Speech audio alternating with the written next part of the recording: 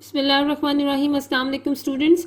آج آپ کی 10th کلاس کی first H O D class کا ڈے 9 ہے اور ابھی آپ کا انگلش کا پیریڈ سٹارٹ ہو گیا ہے اور انگلش کے پیریڈ میں آپ اپنی اس بک کے یونٹ نمبر 1 کی ریڈنگ کر رہے ہیں اور یونٹ نمبر 1 آپ کو معلوم ہے کہ ہے حضرت محمد صلی اللہ علیہ وآلہ وسلم اینڈ ایمبوڈیمنٹ آف جسٹس. تو چلیے اب اس کے لاسٹ 2 پوائنٹس کی ریڈنگ کرتے ہیں.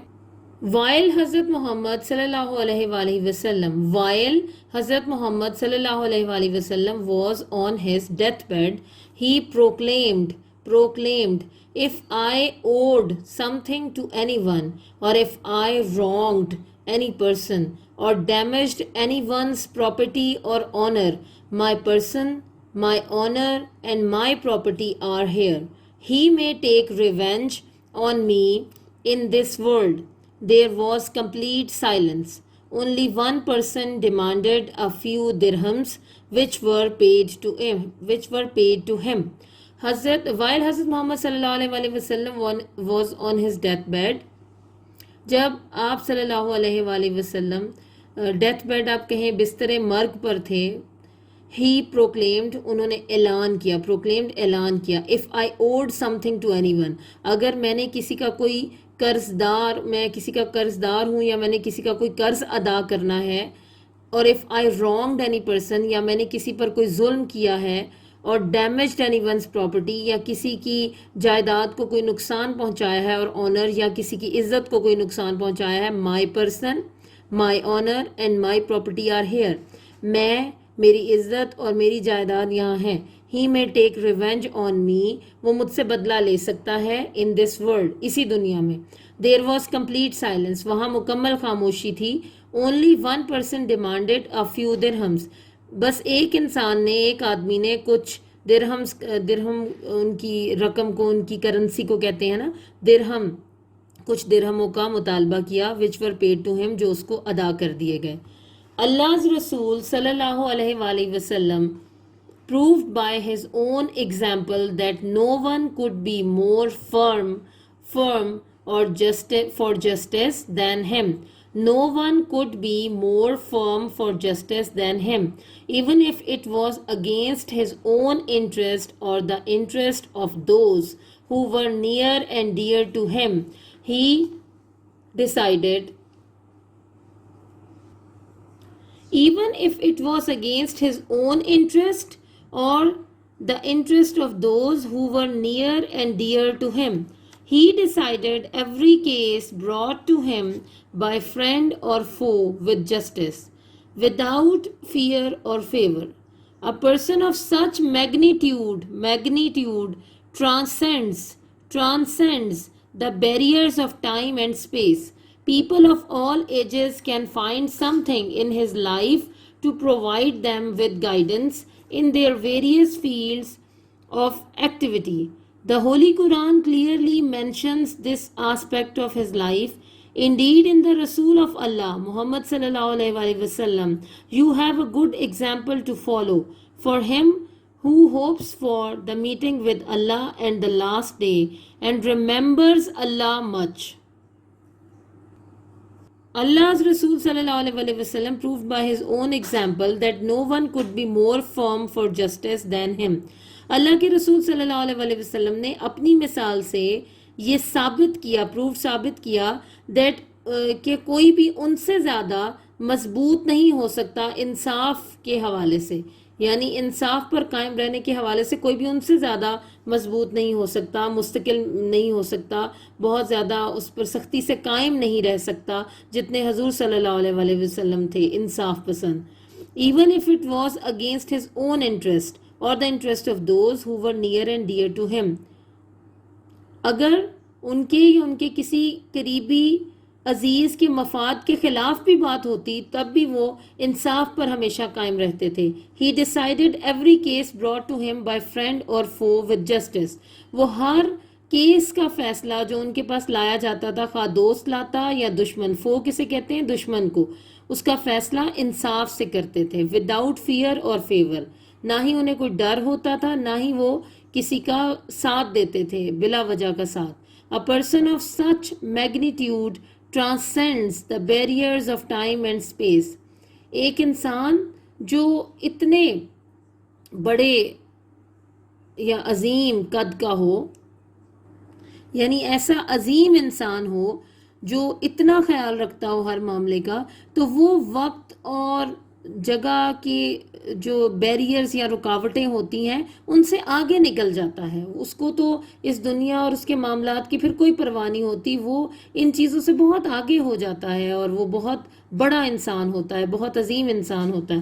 People of all ages can find something in his life to provide them with guidance in their various fields of activity. ہر دور کے لوگ اور ہر عمر کے لوگ، آپ یہاں پر یہ بھی کہہ سکتے ہیں کہ یہ دور ہے، یہ ایجز کا مطلب عمر نہیں آئے گا یہاں پہ. پیپل آف آل ایجز، ہر دور کے لوگ can find something in his life, اپنی زندگیوں کی رہنمائی کے لیے ان کی زندگی سے کچھ نہ کچھ حاصل کر سکتے ہیں. ہر دور کے لوگ ان کی زندگی سے کچھ نہ کچھ حاصل کر سکتے ہیں جو ان کو رہنمائی دے ان کی زندگی کی مختلف جو فیلڈز ہیں یا شعبے ہیں ان کے حوالے سے. The holy Quran clearly mentions this aspect of his life. قرآن مجید بہت ہی واضح طریقے سے ان کی زندگی کے پہلو کی طرف اشارہ کرتا ہے. انڈیڈ ان دا رسول آف اللہ محمد صلی اللہ علیہ وآلہ وسلم، بے شک اللہ کے رسول صلی اللہ علیہ وآلہ وسلم میں you have a good example to follow, آپ کے پاس ایک بہت اچھی مثال ہے جس کی آپ پیروی کر سکتے ہیں. For him who hopes for the meeting with Allah and the last day, اس کے لیے جس کو یہ امید ہوتی ہے کہ وہ اللہ سے ملے گا اور اس کو آخری دن کی یعنی روز قیامت کی بھی امید ہوتی ہے. اینڈ ریممبرز اللہ مچ، اور جو اللہ کو بہت زیادہ یاد رکھتا ہے. اسٹوڈنٹس، یہاں تک آپ کی ڈے 9 کی ریڈنگ کمپلیٹ ہو گئی. اب ہمارے اس یونٹ کی ریڈنگ مکمل ہو گئی ہے. آپ اس کو آج نہ صرف یہ دونوں پوائنٹس بہت اچھی طرح سے پڑھیے بلکہ آپ اس پورے لیسن کی ریڈنگ آج کے دن میں ایک دفعہ پھر کیجیے اور بار بار ان ویڈیوز کو سنیے. اگر کوئی چیز آپ کو مشکل لگ رہی ہے تو وہ آپ کو آ جائے گی. جی اسٹوڈینٹس، آج ڈے 9 پر ہم یہ کوشچن نمبر 6 پڑھیں گے. How does the Quran describe the personality of the holy prophet صلی اللہ علیہ وآلہ وسلم؟ The holy Quran describes the personality of the holy prophet sallallahu alaihi وآلہ وسلم as we have indeed in the messenger of God. آپ اس کو inverted commas میں نہیں لکھیں گے کیونکہ یہ as it is وہ الفاظ نہیں ہیں جو لکھے ہوئے ہیں جو قرآن میں ہیں، تو یہ ان کو چینج کیا ہوا ہے. we have indeed in the messenger of God a good example of conduct for anyone who hopes. یہ کیا ہوگا؟ HOPES ہوپس، اور آگے آپ لکھیں گے for the meeting of Allah on last day.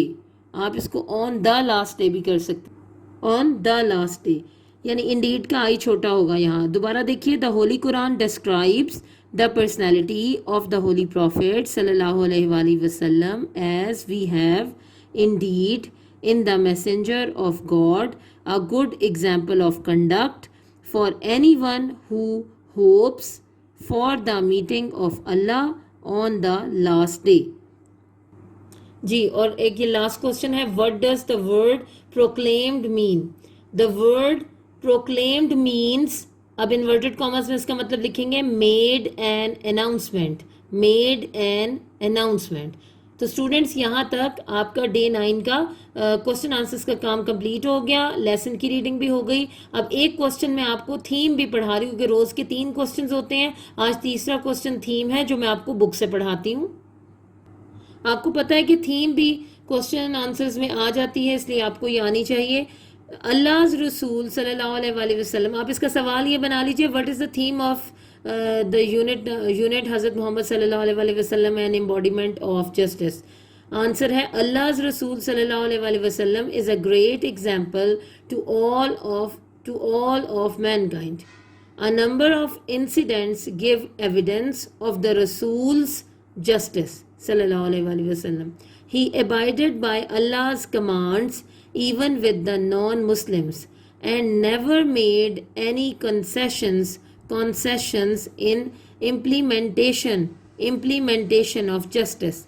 The Rasuls، یہاں پر آپ apostrophe s لگائیں گے. The Rasuls dealing with the non-Muslims is the best example to follow for the Muslims.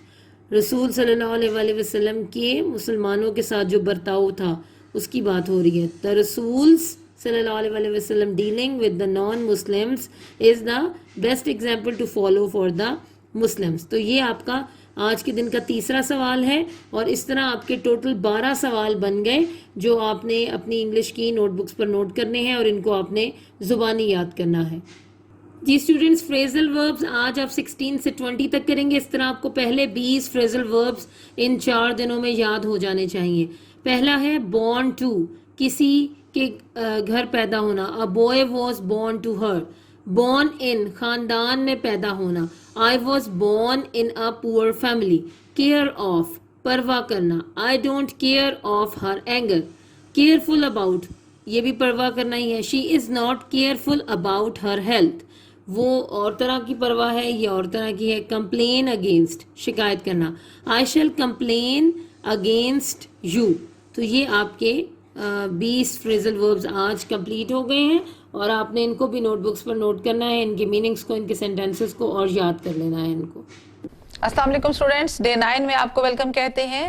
آپ سنڈے کی چھٹی کل گزار چکے ہیں، آج منڈے ہے، تو آج آپ نے آگے ریڈنگ کرنی ہے اور سوالوں کے باقی جوابات یاد کرنے ہیں.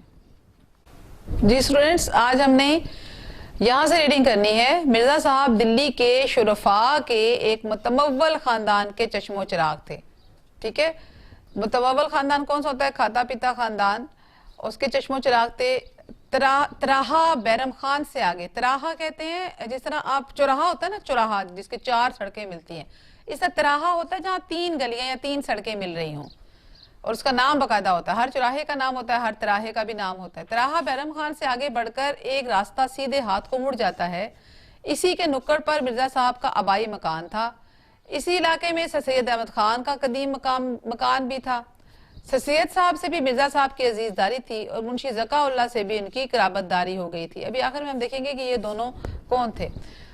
اگر 50-60 سال پہلے دلی کے مسلمان شرفاء میں انگریزی تعلیم کو اچھی نظر سے نہیں دیکھا جاتا تھا، مگر سر سید نے مسلمانوں کے اس غلط نظریے کی بہت کچھ اصلاح کر دی تھی. اسی زمانے میں دلی کے 2 نوجوانوں نے اعلیٰ تعلیم حاصل کر کے علمی حلقوں میں نمود حاصل کی. نمود کہتے ہیں شہرت کو. ایک پروفیسر مشتاق احمد زاہدی تھے اور دوسرے پروفیسر مرزا محمد سعید. مرزا صاحب نے اس صدی کے آغاز میں لاہور کے گورنمنٹ کالج میں تعلیم حاصل کی. ان کے استادوں میں علامہ اقبال بھی تھے، جن سے ان کے مخلصانہ تعلقات آخری دم تک قائم رہے. انگریزی ادبیات میں ایم اے کی سند لینے کے بعد مرزا صاحب نے 1906-07 میں 2 سال علی گڑھ میں پڑھایا، اور اس کے بعد گورنمنٹ کالج لاہور ہی میں انگریزی کے پروفیسر ہو گئے. پنجاب کے بیشتر اعلیٰ عہدیدار مرزا صاحب کے شاگرد تھے. پطرس اور تاج نے بھی، یہاں پہ جہاں تک دیکھ لیتے ہیں پطرس اور تاج تک، کہ کچھ ایسے آپ کو نام نظر آتے ہیں شخصیت کے، ہم ان شخصیات کے بارے میں پڑھ لیتے ہیں. سر سید احمد خان کا نام ہم نے دیکھا، وہ کون تھے؟ مسلمانوں میں جدید تعلیم کے فروغ کے لمبردار تھے. علی گڑھ میں ایم اے او کالج قائم کیا جو ان کی وفات کے بعد یونیورسٹی بن گیا. ہم نے دوسرا نام پڑھا منشی ذکا اللہ کا. یہ بھی سر سید احمد خان کے قریبی دوست اور ساتھی تھے. تحقیق و تصنیف و تراجم میں نام پیدا کیا. پطرس بخاری بہت مشہور جو ہے معروف بلند پایا مزاح نگار تھے، انگریزی ادبیات کے استاد تھے. اور تاج جو لکھا ہم نے پڑھا بھی، تاج سے مراد سید امتیاز علی تاج ہیں، بہت بڑے ادیب ہیں، ڈرامہ نویس تھے. انارکلی ان کا معروف ڈرامہ ہے. تو آگے ہم پڑھتے ہیں اب. پطرس اور تاج نے بھی مرزا صاحب سے اکتساب علم کیا. اکتساب علم کیا مطلب علم حاصل کیا. بعد میں پطرس خود انگریزی کے پروفیسر ہو گئے تھے، مگر اپنی غیر معمولی قابلیت و ذہانت کے باوجود مرزا صاحب کی علمیت کے آگے اپنے آپ کو ہیچ سمجھتے تھے. ہیچ کا مطلب ہوتا ہے ہیچ سمجھنا، یعنی اپنے آپ کو کم تر سمجھنا. میں نے بارہا پطرس کو مرزا صاحب کی خدمت میں حاضر ہوتے دیکھا ہے. پطرس کو میں نے کسی اور کا اتنا ادب و احترام کرتے نہیں دیکھا، یہاں تک کہ وائسرائے ہند کا بھی، یعنی وائسرائے ہند اس زمانے میں ہوتا تھا، انگریزوں کی حکومت تھی، تو وائسرائے ہند کا بھی اتنا احترام نہیں کرتے تھے جتنا وہ پطرس بخاری جو ہے مرزا صاحب کا کرتے تھے. پطرس کے سلسلے میں ایک دلچسپ واقعات یاد آ گئی. پطرس آل انڈیا ریڈیو کے ڈائریکٹر جنرل ہو گئے تھے، مگر پرانے دوستوں سے رسم و راہ میں بھی ذرا بھی فرق نہ آنے پایا تھا. مرزا صاحب کو انہوں نے کسی نہ کسی طرح آمادہ کر لیا کہ ریڈیو سے کبھی کبھی تقریر نشر کیا کریں. وہ ایک تقریروں کے بعد مرزا صاحب نے کانٹریکٹ واپس کرنے شروع کر دیے. شدہ بات فطرت تک پہنچی، یعنی ہوتے حاضر ہو کر وجہ دریافت کی۔ مرزا صاحب نے فرمایا تمہیں اصلاح دینے کے بعد مجھے یہ منظور نہیں کہ تمہارے شاگرد مجھے اصلاح دیں۔ پطرس نے بڑی معذرت کی مگر مرزا صاحب آئندہ نشر کے لیے آمادہ نہیں ہوئے۔ اگلے دن دفتر میں قیامت آ گئی۔ پورے سٹاف کو جمع کر کے انہوں نے براڈ کاسٹنگ کے حسن اخلاق پر ایک طویل لیکچر دیا۔ بات تو کھلی گئی تھی۔ اسٹیشن ڈائریکٹر نے تقریروں کے انچارج کو بلا کر کہا اگر اپنی خیر چاہتے ہو تو مرزا صاحب کو منا کر لاؤ۔ اس کو معلوم نہیں تھا کہ مرزا صاحب پطرس کے استاد ہیں۔ حسب دستور اپنی کارروائی دکھانے کے لیے اس نے ان کے مسودے میں سے ایک دو فقرے نکال دیے تھے۔ ان فقروں کا نکالنا اس کا نوکری سے نکالے جانے کا پیش خیمہ ہو گیا۔ بھاگا مرزا صاحب کی خدمت میں، معافی مانگی، ہاتھ جوڑے۔ مرزا صاحب نہ مانے، بولا تو حضرت میری نوکری گئی، بال بچے بھوکے مریں گے اور آپ کو دعائیں دیں گے۔ مرزا صاحب کے کان کھڑے ہوئے، بولے یہ تو میں نہیں چاہتا۔ اس نے کہا اگر آپ یہ نہیں چاہتے تو اس کانٹریکٹ پر دستخط کیجئے۔ مرزا صاحب نے فوراً دستخط کر دیے۔ یہ پطرس کی مرزا صاحب سے محبت، اپنے استاد کی جو عزت ہے وہ تھی۔ جنگ کے زمانے میں حسن اتفاق سے دلی میں لاہور کے بیشتر ادیب اور شاعر ریڈیو میں یا دوسرے سرکاری محکموں میں جمع ہو گئے تھے۔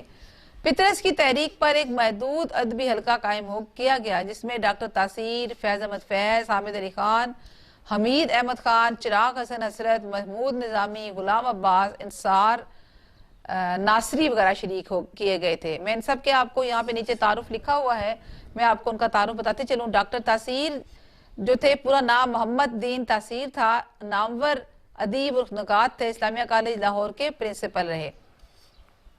فیض معروف ترقی پسند شاعر تھے، یعنی فیض احمد فیض، زیادہ تر درس و تدریس اور صحافت سے وابستہ رہے۔ حامد علی خان رسالہ الحمراء کے بانی، ایڈیٹر اور ادیب تھے۔ حمید احمد خان ادیب اور نقاد تھے، اسلامیہ کالج لاہور کے پرنسپل اور پنجاب یونیورسٹی کے وائس چانسلر رہے۔ حسرت صحافی تھے اور ادیب اور مزاح نگار بھی تھے، اور محمود نظامی ادیب اور براڈ کاسٹر تھے۔ نظر نامہ ان کا بلند پایا سفر نامہ ہے۔ غلام عباس کا شمار اردو کے بہت اچھے افسانہ نگاروں میں ہوتا ہے۔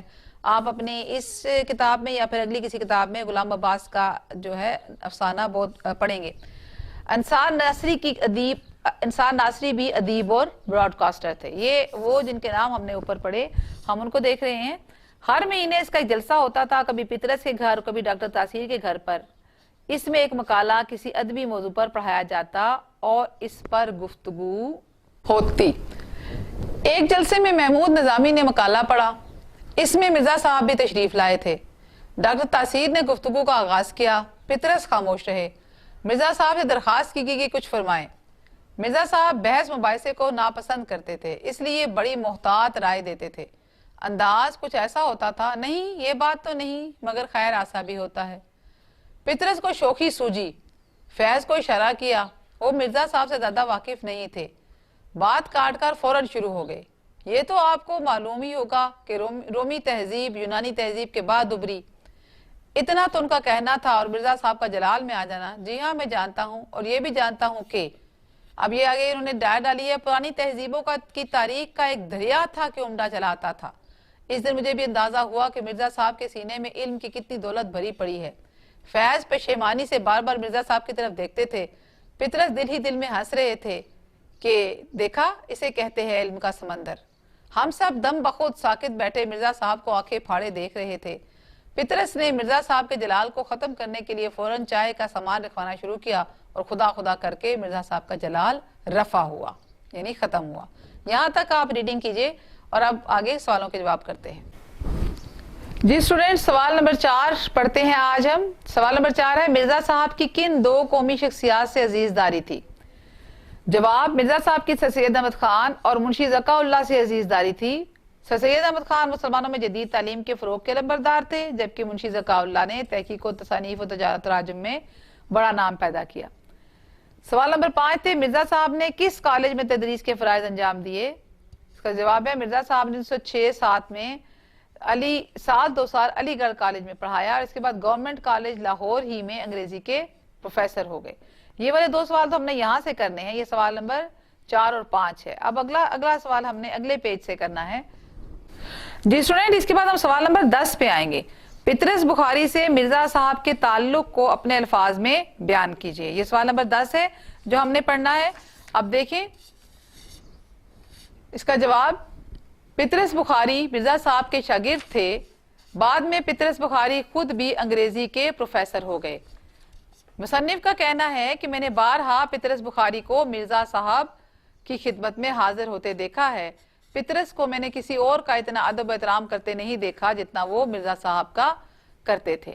ٹھیک ہے، اب ایک جملہ ہم نے پڑھا تھا، اسی کا سوال بنایا گیا ہے کہ سوال نمبر 11 ہے، عالم کی موت عالم کی موت ہوتی ہے، اس جملے کا مفہوم وضاحت کے ساتھ بیان کریں۔ اب عالم، جواب ہے عالم کا مطلب ہے علم والا، جبکہ عالم کا مطلب ہے دنیا۔ دونوں لفظ بظاہر ایک سے ہیں لیکن مطلب جدا جدا ہیں۔ کہنے کا مطلب یہ ہے کہ کسی عالم یعنی اہل علم کی موت واقع ہو جائے تو یہ ایک عالم یعنی ایک عہد اور ایک پورے دور کی موت ہوتی ہے۔ ٹھیک ہے، یہاں تک آپ نے سوالوں کے جواب جو ہیں وہ لکھنے اور ان کو یاد کرنا ہے۔ اچھا بیٹا، ڈے 4 ہم کرنا شروع کرتے ہیں۔ اس میں ہمارے پاس ایکسرسائز 1.2 ہے اور اس کو ہم نے حل کرنا ہے کوارڈریٹک فارمولا بائی کوارڈریٹک فارمولا۔ پہلی بات تو یہ کہ کوارڈریٹک فارمولا جو ہے وہ آپ کو لکھنا پڑے گا کہ کوارڈریٹک فارمولا ہوتا کیا ہے۔ تو وہ اس فارم میں ہوتا ہے x is equal to -b plus -b square minus 4ac under the root over 2a۔ یہ میرے پاس کوارڈریٹک فارمولا ہے۔ کوارڈریٹک فارمولے کو ہم نے جو ویلیوز ہمارے پاس اے بی سی کے ہیں وہ اس میں پٹ کرنے اور ہمارا آنسر آ جانا، یعنی کہ بہت آسان ہے، یعنی کہ ویلیوز پٹ کرنی ہے جسٹ۔ لیکن اس ویلیو کو پٹ کرنے کے لیے ہمیں اسٹینڈرڈ کوارڈریٹک ایکویشن کا ہونا ضروری ہے۔ جب تک اسٹینڈرڈ کوارڈریٹک ایکویشن نہیں ہوگی ہم سوال کو حل نہیں کر سکتے۔ تو ہمارے پاس کیا ہو جائے گا، یہ ایکس اسکوائر مائنس کا اس کو ادھر لیں گے پلس ہو جائے گا، یہ +2 ادھر جائے گا -2، یہ 7 اپنی جگہ پہ، یہ ساری ویلیو ادھر جائیں گے تو یہاں 0 ہو جائے گا۔ اب اس کو دوبارہ لکھیں x square plus 7x -2 is equal to 0۔ تو یہ میرے پاس کیا ہے، اسٹینڈرڈ کوارڈریٹک ایکویشن ہے۔ تو میرے پاس کیا آگے اسٹینڈرڈ کوارڈریٹک ایکویشن بن گئی۔ اب اس میں ایکس اسکوائر کے ساتھ جو کوفیشنٹ ہے، یعنی کہ یہ ہمارے پاس کیا ہے اس فارم میں ax square plus bx plus c is equal to 0۔ اب ایکس اسکوائر کے ساتھ جو ہے وہ کیا ہوگا a is equal to 1، x کے ساتھ جو ہے وہ کیا ہوگا b از اکول ٹو 7، اور جو کانسٹنٹ ہے c از اکول ٹو -2 کو -2 لکھا۔ اب کوارڈریٹک فارمولا لکھا جو میں نے آپ کو یہاں بتایا وہ لکھ لیا۔ اب اس میں ویلیو جسٹ پٹ کرنی ہے، b کی جگہ 7 آ جائے گا، پھر b کا اسکوائر 7 کا اسکوائر -4، a کی جگہ 1 اور c کی جگہ -2 over 2 into 8 2 into 1 -7 plus -7 کا square 49 -+ 4 2 time 8 49 plus 8 under root over 2 ہو جائے گا۔ x از اکول ٹو کیا ہو جائے گا -7 plus -49 اور 8 کیا ہو جائے گا 57 انڈر روٹ اوور کیا ہو جائے گا 2۔ تو یہ میرے پاس کیا ہو جائے گا، آنسر ہو جائے گا x از اکول ٹو -7، کیونکہ 57 مزید حل نہیں ہوتا تو یہ میرا آنسر ہو جائے گا۔ سولوشن سیٹ ہمارے پاس آ جائے گا، کوارڈریٹک فارمولے سے ہم نے حل کر دیا۔ تو یہ ہمارا ڈے 4 بھی مکمل ہو گیا، یعنی کہ ڈے 4 میں جو باقی سوال ہیں وہ آپ نے خود، کیونکہ یہ بہت آسان ہے، آپ نے خود حل کرنا۔ تو ہماری ایکسرسائز 1.2 بھی فنش ہو جائے گی۔